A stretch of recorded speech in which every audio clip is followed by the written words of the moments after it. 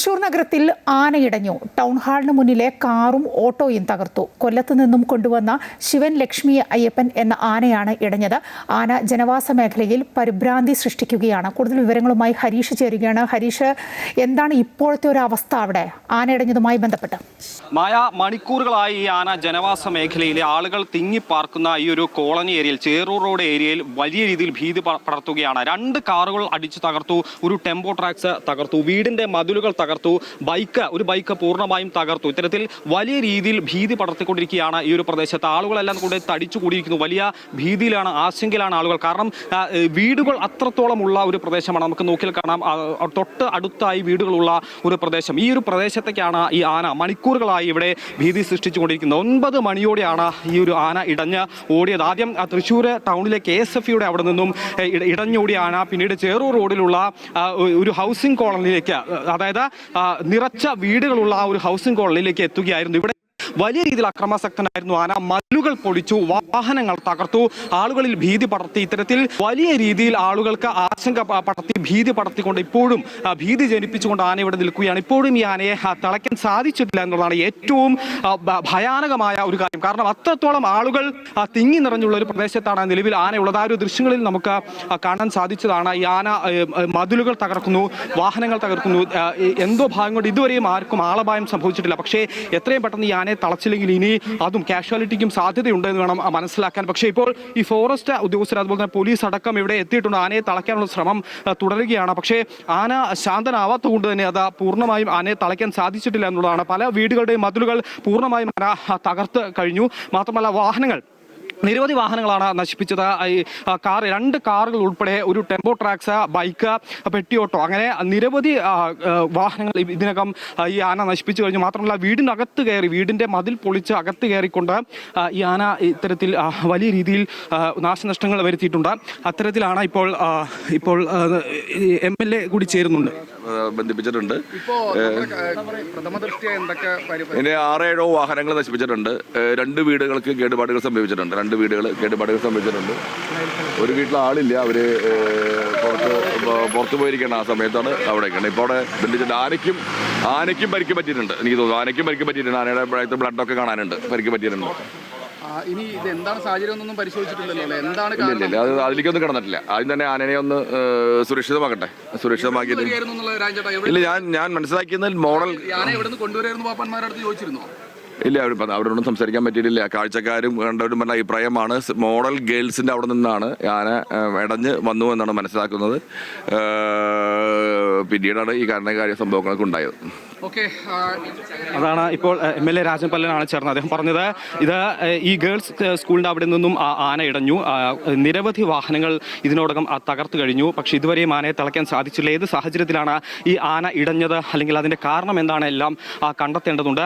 മറ്റൊരു കാര്യം, ഇവിടെ ചിത്രീകരിക്കാനെത്തിയ മാധ്യമപ്രവർത്തകരെ പാപ്പാന്മാർ കയ്യേറ്റം ചെയ്യുന്ന ഒരു സാഹചര്യം കൂടി ഉണ്ടായിട്ടുണ്ട്. അത്തരത്തിൽ വലിയ രീതിയിലുള്ള ഒരു ബഹളം, ഒരു ഉന്തും തള്ളുമൊക്കെ ഇവിടെ നടന്നു കഴിഞ്ഞു. ഈ മാധ്യമങ്ങളുടെ ഫോട്ടോഗ്രാഫർ ചെന്നപ്പോഴാണ് ഈ ആനപ്പാപ്പാമാർ കയ്യേറ്റം ചെയ്തത്. ക്യാമറ തല്ലിപ്പൊളിക്കുമെന്നടക്കമുള്ള ഭീഷണി മുഴക്കിയിട്ടുണ്ട്. അത്തരത്തിൽ വലിയ രീതിയിൽ ഉള്ള ഒരു ആശങ്ക ഇപ്പോഴും നിലനിൽക്കുന്നു എന്നുള്ളതാണ്. ഇത് ഏറ്റവും പ്രധാനം. ഇതുവരെയും ആനയെ തളയ്ക്കാൻ സാധിച്ചിട്ടില്ല. എലിഫന്റ് സ്ക്വാഡ് അടക്കമുള്ള ആളുകൾ ഇവിടെ എത്തി അതിനുള്ള കാര്യങ്ങൾ നോക്കുന്നുണ്ട്. എങ്ങനെയെങ്കിലും ആനയെ തളയ്ക്കുക എന്നുള്ളൊരു ലക്ഷ്യത്തിലാണ് ഇപ്പോൾ നിലവിൽ ഇവരുള്ളത്. പക്ഷെ അത് എത്രത്തോളം സാധ്യമാണെന്നറിയില്ല. കാരണം നിലവിൽ ആന ഉള്ളത് ഒരു മതിലിനോട് ചേർന്ന്, വീടിനകത്ത് ഒരു മതിലിനോട് ചേർന്ന് ഒരു ഇടുങ്ങിയ പ്രദേശത്താണ് ആന ഉള്ളത്. അത് ആ മതിൽ പൊളിച്ച് പുറത്തേക്ക് വരാനുള്ള ശ്രമം അടക്കം നടത്തുന്നുണ്ട്. നേരത്തെ തന്നെ 2-3 മതിലുകൾ, വീടിന്റെ മതിലുകൾ പൊളിച്ച ഒരു സാഹചര്യമുണ്ട്. അതുകൊണ്ട് എങ്ങനെയാണ് ഈ ആനയെ തളയ്ക്കാൻ സാധിക്കുക എന്നതടക്കമുള്ള കാര്യത്തിൽ ആശങ്കയുണ്ട്. ഇപ്പോൾ എലിഫന്റ് സ്ക്വാഡ് അടക്കമുള്ള മയക്കുവെടി സംഘം അടക്കമുള്ള ആളുകൾ അല്പസമയത്തേക്ക് ഇങ്ങോട്ടേക്ക് എത്തും. ഒരു വഴിയില്ലെങ്കിൽ ആദ്യം ആനയെ മയക്കുവെടി വെച്ച് തളയ്ക്കുന്ന ആ ഒരു സാഹചര്യത്തിൽ, അല്ലെങ്കിൽ ആ ഒരു നടപടിയിലേക്ക് ആയിരിക്കും പോവുക എന്നുള്ളതാണ്. ഏകദേശം ഇഷ്ടം പോലെ, അതായത് നിറയെ കുടുംബങ്ങൾ താമസിക്കുന്ന, നിറയെ വീടുകളുള്ള ഒരു പ്രദേശത്താണ് ആന ഇപ്പോൾ ഉള്ളത് എന്നുള്ളതാണ്. ദൃശ്യങ്ങളിൽ നിന്ന് വ്യക്തമാണ്. നിറയെ ആളുകളുള്ള, വീടുകളുള്ള ഒരു ഇടത്താണ് ഈ ആന ഇടഞ്ഞിരിക്കുന്നത്. ഈ ആനയെ കൊല്ലത്ത് നിന്ന് കൊണ്ടുവന്നതല്ലേ? ചേറൂരിലാണ് ഈ സംഭവം നടക്കുന്നത്. എന്തിനാണ് ഇവിടേക്ക് കൊണ്ടുവന്നത്? ഏതെങ്കിലും അമ്പലത്തിലെ എന്തെങ്കിലും പരിപാടിയുമായി ബന്ധപ്പെട്ടോ അങ്ങനെ എന്തെങ്കിലും ആണോ?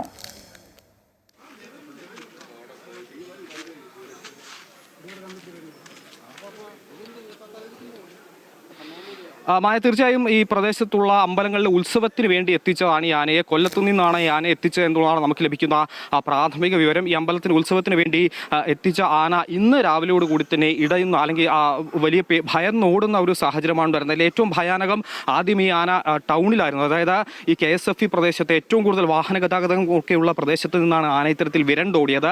അവിടെ നിന്നും ഓടി ഈ ഒരു പ്രദേശത്തേക്ക് ജനനിബിഡമായ ഈ ഒരു പ്രദേശത്തേക്ക് ചേറൂർ റോട്ടിലേക്ക് ആന പ്രവേശിക്കുകയാണ് ഉണ്ടായത്. ഏകദേശം 9:30 കൂടി തന്നെ ഇവിടെ എത്തി. ഈ റോഡിലുണ്ടായിരുന്ന വാഹനങ്ങൾ മുഴുവൻ തകർത്തുകൊണ്ട് മതിലുകൾ പൊളിച്ചുകൊണ്ട് ആന ഈ ഒരു ജനവാസ മേഖലയ്ക്ക്, ജനങ്ങൾ തിങ്ങിപ്പാർക്കുന്ന ഈ ഒരു ഹൗസിംഗ് കോളനിയിലേക്ക് ആന എത്തുന്ന ഒരു സാഹചര്യമുണ്ടായി.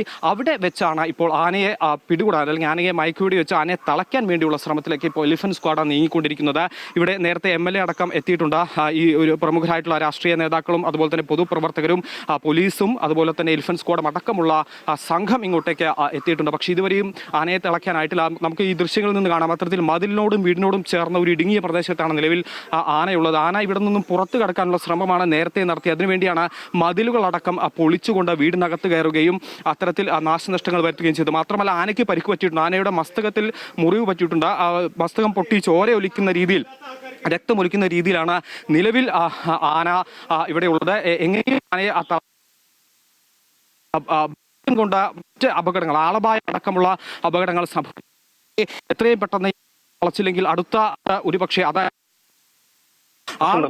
തന്നെ പോലീസും അതുപോലെ തന്നെ ഈ ഫോറസ്റ്റ് ഉദ്യോഗസ്ഥരും നിയന്ത്രിക്കുന്നുണ്ട്. അതായത് ആനയുടെ അടുത്തേക്ക് പോകാൻ പാടില്ല എന്നുള്ള കർശന നിർദ്ദേശം. ആന നിൽക്കുന്ന സ്ഥലത്ത് നിന്നും ആളുകളെ കൃത്യമായി ഒഴിപ്പിക്കുന്നുണ്ട്.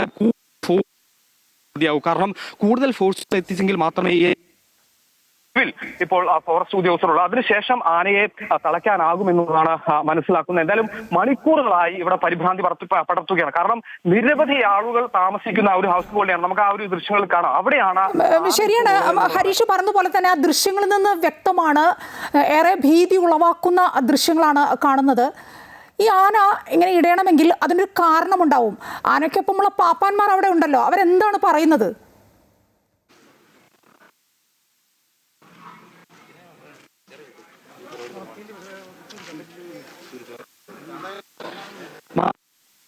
പോലെ തന്നെ ഇത് ഷൂട്ട് ചെയ്യാൻ എത്തിയ മാധ്യമപ്രവർത്തകരെ കയ്യേറ്റം ചെയ്യുന്ന രീതിയിലേക്കാണ് പാപ്പന്മാർ പെരുമാറിയത്. അതുകൊണ്ട് തന്നെ ഈ ഏത് കാരണത്താണ് ആന ഇടഞ്ഞെന്നടക്കമുള്ള കാര്യത്തിൽ അവർ പ്രതികരിക്കുകയുമില്ല, അവർ സഹകരിക്കുകയുമില്ല. പക്ഷേ ഏറ്റവും പ്രധാനപ്പെട്ട കാര്യം, ഇത്തരത്തിൽ ആന ഇത്രയും ജനവാസ മേഖലയിൽ ജനനിബിഡമായ പ്രദേശത്ത് ഒരു ആനയെ എത്തിക്കുമ്പോൾ അത് ഇടയേണ്ട സാഹചര്യമുണ്ടെങ്കിൽ അത് നോക്കേണ്ടത് പ്രത്യേകിച്ചും പാപ്പാന്മാരാണ്. ഇതെന്തുകൊണ്ട് പാപ്പാന്മാരുടെ ഭാഗത്ത് ഇത്തരത്തിൽ വീഴ്ച പറ്റിയോ അല്ലെങ്കിൽ ആന വിരണ്ടോടാൻ മറ്റെന്തെങ്കിലും സാഹചര്യമുണ്ടോ, ഈ അമിതമായി ഉപദ്രവിച്ചതുകൊണ്ടോ അല്ലെങ്കിൽ അങ്ങനെ എന്തെങ്കിലും ആണോ ആന വിരണ്ടോടാൻ കാരണം നടക്കുന്ന കാര്യങ്ങൾ വ്യക്തമാക്കാനുണ്ട്. പക്ഷെ അതൊന്നും വിട്ടുപറയാൻ പാപ്പാന്മാർ തയ്യാറാവുന്നില്ല. മാത്രമല്ല ഇതുമായി സംബന്ധിച്ച് ചോദിച്ചാൽ ആളുകളെ കയ്യേറ്റം ചെയ്യുന്ന രീതിയിലേക്ക് പാപ്പാന്മാരുടെ സ്വഭാവം മാറുന്നു, അല്ലെങ്കിൽ പാപ്പാന്മാർ പെരുമാറുന്നു എന്നതാണ് ഏറ്റവും പ്രധാനം. ഇവിടെ എത്തിയ മാധ്യമപ്രവർത്തകരടക്കം കയ്യേറ്റം ചെയ്യുന്ന രീതിയിലേക്ക് പാപ്പാന്മാരെത്തി. പക്ഷേ ഏത് സാഹചര്യത്തിലാണ് ഈ ആന ഇടഞ്ഞത് എന്നത് ഇപ്പോഴും വ്യക്തമല്ല. അതെന്തായാലും കണ്ടുപിടിക്കേണ്ടി വരും.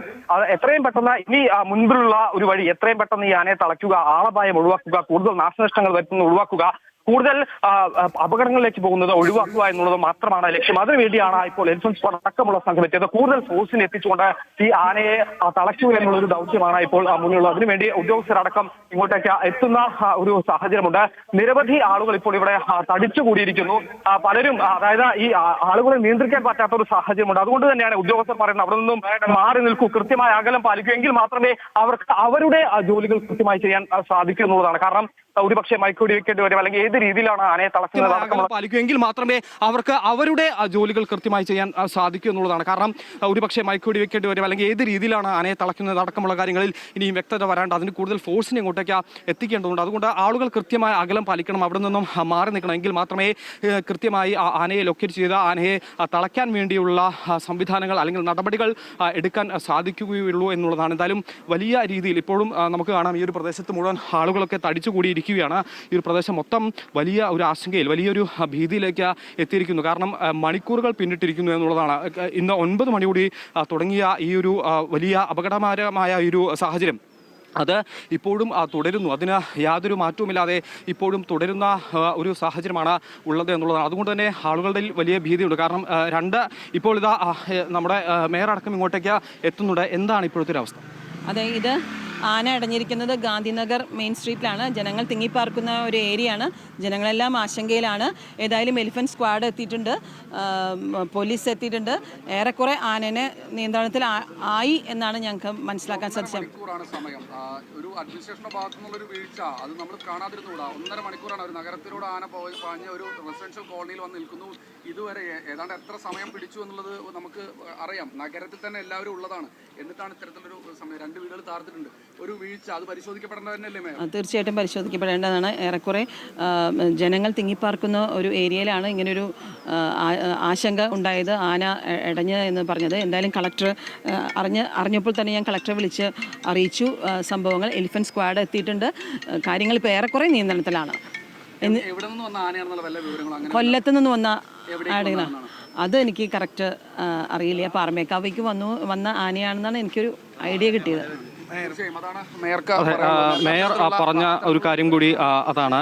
അത്തരത്തിൽ വലിയ രീതിയിൽ, അതായത് ഈ ആന കൊല്ലത്ത് നിന്ന് വന്നതാണ്, പക്ഷെ വലിയ രീതിയിൽ ഇവിടെ ഭീതി പടർത്തുന്ന ഒരു സാഹചര്യമുണ്ടായി. ഇപ്പോഴും ആനയെ തളയ്ക്കാൻ സാധിച്ചിട്ടില്ല. അത്തരത്തിലുള്ള കാര്യങ്ങളാണ് മേയറും പങ്കുവച്ചത്.